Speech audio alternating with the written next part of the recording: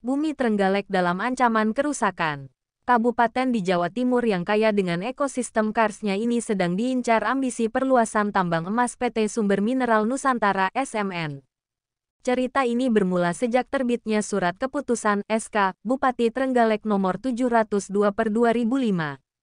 Lewat SK Bupati itu, PT Sumber Mineral Nusantara (SMN) mengantongi izin konsesi eksplorasi pertambangan seluas 17.586 hektare. Pada 2007, pemerintah Kabupaten Trenggalek memberikan perpanjangan kuasa pertambangan wilayah eksplorasi SMN dan memperluasnya hingga mencapai 30.044 hektare. Luasan mencaplok seperempat dari wilayah Kabupaten Trenggalek. Kemudian, saat Bupati tidak lagi memiliki kewenangan untuk menerbitkan izin pertambangan, SMN kembali mengantongi izin terbaru melalui Keputusan Gubernur Jawa Timur Nomor P2T 70 pukul 15:1. 3/2016. Izin dengan luasan 29.969 hektare itu diketahui berlaku hingga 2018. Izin kembali diperbarui dan diperluas melalui Keputusan Gubernur Jawa Timur Nomor P2T 57 pukul 15:2 V 2019. Izin berlaku hingga 2029, dengan wilayah konsesi mencapai 12.813,41 hektare yang tersebar di 9 kecamatan, yakni Tugu, Karangan, Suruh, Pule, Gandusari, Dongko, Kampak, Munjungan, dan Watulimo. Kawasan Kares menjadi tangki penyimpanan alami cadangan air bersih. Bila rusak, maka ratusan sumber mata air yang mengairi puluhan ribu hektare area pertanian dan lahan perkebunan sumber kehidupan masyarakat sekitarnya bakal terganggu. Di Trenggalek, luas kawasan ekosistem Kares mencapai 53.506,67 hektare yang tersebar di 13 kecamatan dan 108 desa dari proses evolusi jutaan tahun. Dokumen Rencana Program Infrastruktur Jangka Menengah (RPIJM) Kabupaten Trenggalek tahun 2016 sampai tahun 2020 menyebutkan terdapat 361 potensi sumber air yang tersebar di 14 kecamatan. Seluruhnya memiliki debit rata-rata 658 liter per detik. Tetapi bukan hanya ekosistem Kares yang terancam dengan rencana ekspansi tambang emas ini. Dari 120.500 hektare luas keseluruhan wilayah Trenggalek, setengahnya merupakan areal kawasan hutan. Luasan hutan itu terdiri atas 17.988,40 hektare hutan lindung, 44.036,10 hektare hutan produksi, dan hutan wisata seluas 64,3 hektare. Warga menolak rencana ekspansi pertambangan emas dengan luas konsesi terbesar di Pulau Jawa ini. Namun, relasi kuasa berkata lain. Sumber mata air terakhir, penelitian Lapangan Wahana Lingkungan Hidup Indonesia, WALHI, Jawa Timur sepanjang Maret-Mei tahun 2022, mengindikasikan potensi sumber air di Kabupaten Trenggalek melebihi dari apa yang tertulis dalam dokumen RPIJM. Semisalnya di Kecamatan Watulimo, merujuk dokumen yang sama, di Kecamatan Watulimo disebutkan terdapat 18 mata air. Namun, seorang pengurus desa yang kami temui di Desa Dukuh, Kecamatan Watulimo pada awal Maret tahun 2022, mengatakan di Dukuh terdapat setidaknya 43 mata air. Mata air di desa kami tidak hanya mengairi pertanian dan kebutuhan rumah tangga warga Dukuh, tetapi juga untuk desa-desa lainnya. Kalau seluruh Kecamatan Watulimo jumlahnya bisa mencapai ratusan, katanya. Begitu juga dengan temuan kami di Kecamatan Kampak.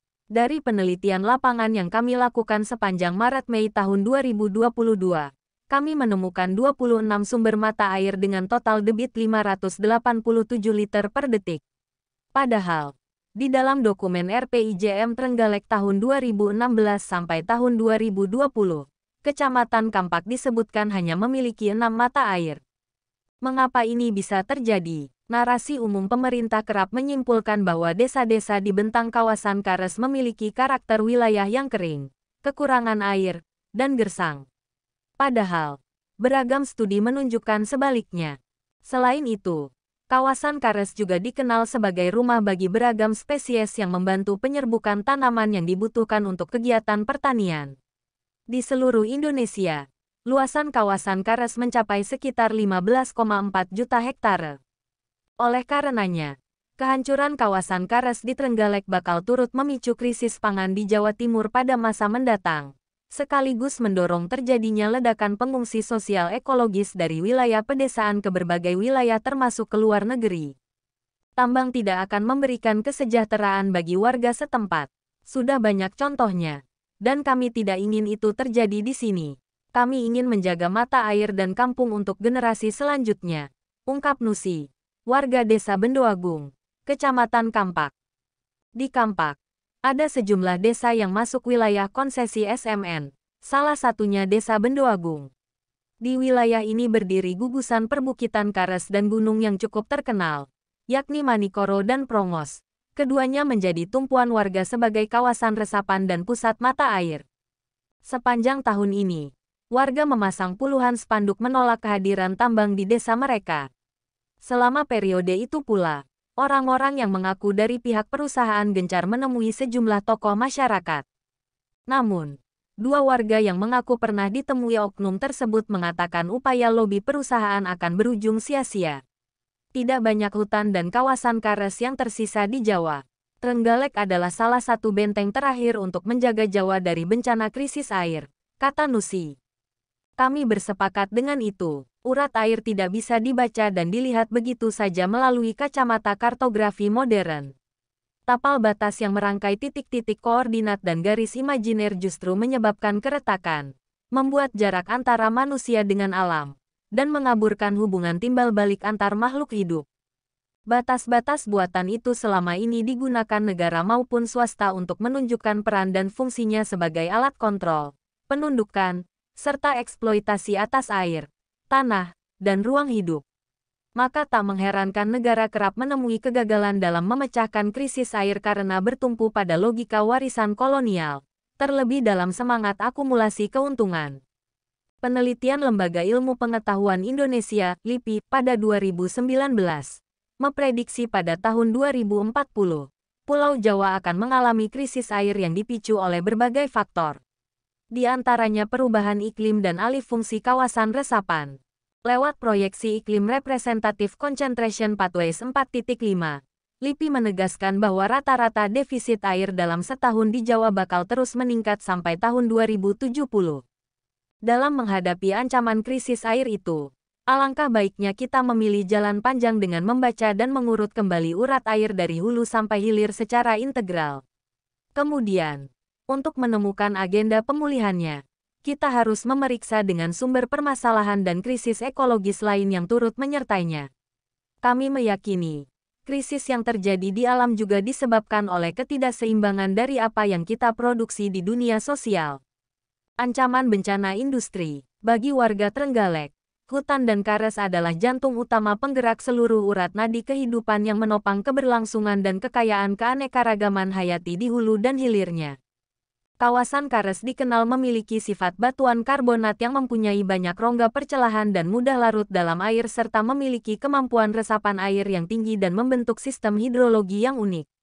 Dalam penelusuran yang kami lakukan, warga Trenggalek memiliki ketergantungan yang tinggi terhadap keselamatan sumber daya air dari kawasan pegunungan Kares yang menjadi kawasan IUPSMN. Data sumber air warga Kabupaten Trenggalek menunjukkan hanya 0,94 dari rumah tangga di sana yang menggunakan air bersih dari Perusahaan Daerah Air Minum (PDAM). Sisanya masih mengandalkan sumber mata air dari kawasan Kares dan air sumur bawah tanah. Kawasan hutan dan Kares juga dikenal memiliki peran penting dalam menahan laju perubahan iklim karena kemampuannya menyerap dan mengikat karbon. Maka bukan tidak mungkin, aktivitas pertambangan SMN bakal mempercepat laju pemanasan global dan krisis iklim. Bila itu terjadi, maka kelas-kelas sosial yang paling rentan, seperti buruh tani dan petani pemilik lahan kecil akan menanggung dampaknya yang paling besar, termasuk perempuan. Selain itu, hampir seluruh kawasan di Trenggalek juga memiliki karakter pegunungan dan perbukitan yang didominasi oleh lereng-lereng terjal. Setidaknya terdapat 32.076,13 hektare yang tercatat memiliki tingkat kemiringan 25–40%, dan 28.378,11 hektare lainnya memiliki tingkat kemiringan di atas 40%. Peraturan Daerah Nomor 15/2012 tentang Rencana Tata Ruang Wilayah Kabupaten Trenggalek tahun 2012 sampai tahun 2032 telah menggarisbawahi bahwa 9 kecamatan yang berada dan berbatasan langsung dengan wilayah IUPSMN merupakan kecamatan-kecamatan berstatus rawan bencana tanah longsor dan banjir. Dengan aspek risiko sedimentasi dan suspensi yang dapat terjadi dalam wilayah pertambangan, seperti perubahan bentang lahan dan kestabilan tanah, maka operasi pertambangan emas di Trenggalek akan meningkatkan angka kerentanan bencana terhadap 9 kecamatan tersebut, dan 5 kecamatan lainnya.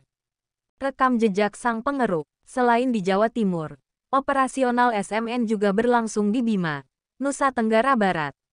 Pada 2011, bentrokan terjadi menyusul penolakan warga atas kehadiran tambang yang menyebabkan kerusakan lahan pertanian dan sumber air minum. Mengutip Kompas.com, perlawanan itu berujung bentrok warga dengan aparat keamanan dan mengakibatkan 3 warga meninggal dunia, serta puluhan lainnya mengalami luka-luka. Bentrokan itu mendorong Komisi Nasional Hak Asasi Manusia (Komnas HAM) mengeluarkan desakan dan rekomendasi agar pemerintah mencabut izin SMN pada tanggal 3 Januari tahun 2012. Dengan rekam jejak SMN di Bima, warga Trenggalek merasa khawatir peristiwa kekerasan serupa dan krisis sosial ekologis yang ditinggalkannya dapat terjadi di kampung mereka. Terakhir diketahui, SMN berafiliasi dengan Far East Gold (FEG), sebuah perusahaan yang berbasis di Australia. Selain di Australia dan Trenggalek, FEG juga tengah mengincar Provinsi Aceh dan Wonogiri di Jawa Tengah. Di Pulau Jawa, konsesi pertambangan emas milik SMN menjadi yang terluas, menyusul PT Merdeka Copper Gold (MCG) di Banyuwangi.